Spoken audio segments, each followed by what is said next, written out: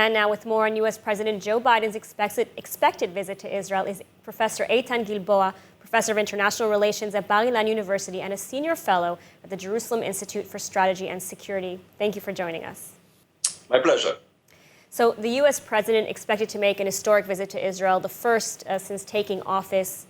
Why now? Why so long into his term? First of all, the announcement about the visit is a little bit strange because no specific time has been set. The reason for it is the coalition crisis in Israel. We don't know if Bennett is going to be to succeed in keeping his coalition. On the other hand, for President Biden, the perfect timing would be in the summer, in the middle of the summer, because of domestic, not regional or international developments. On November 8th, midterm elections are going to be held in the United States. Biden wants to cultivate as much support as possible from the supporters of Israel in the United States, including American Jews. So the timing more related to domestic issues in the U.S., but I'm curious how much of this visit is related also to the Iran nuclear deal? Much less, because we know that time is a factor here. We also know that Iran received the last offer from the United States. There's only one issue separating the two, and that is the removal of the Republican Guards from the list of terrorist organizations. Iran insists on it. The United States opposes it. And there's also some kind of a partial solution to that, removing the Republican Guards, but keeping the Al-Quds wing of it. Seems that Iran is not interested. But I think in the conversation yesterday, this issue occupied much time. And speaking of the nuclear deal, I mean, it's now stalled, as you mentioned. But is Biden's visit in any way an indication that the U.S. is really looking to push forward with a deal, with any deal?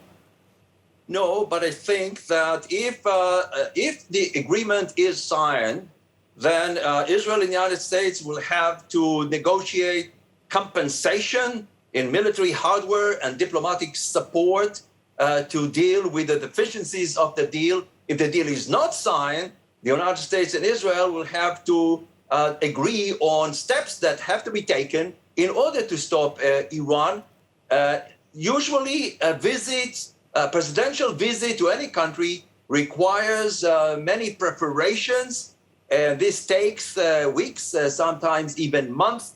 So there will be much time to prepare all the details of the visit.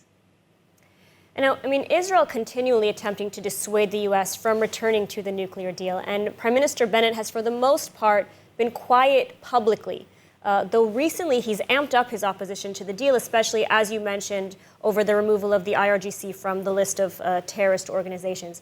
I mean, will this criticism have any effect on the meeting, or is it an indication that the U.S. is perhaps maybe willing to finally listen to Israel? So first of all, it's not just Israel's opposition or Bennett's personal opinion. The entire Sunni Arab world, as well as Israel, are opposing the present format of the deal. So, and Israel is at the front of that alliance in the Middle East. A visit by the United States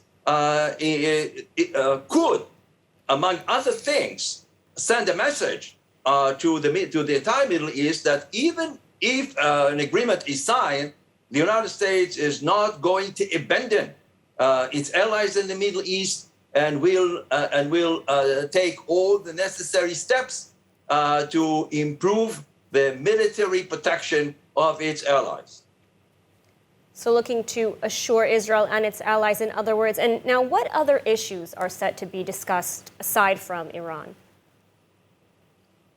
Bilateral issues, especially military aid and strategic cooperation, intelligence sharing, which always come up in these types of visit, and regional issues, the Abraham Accords, Israel would like the United States to be much more active in bringing more Arab Sunni states into the alliance. Saudi Arabia would be the prime target.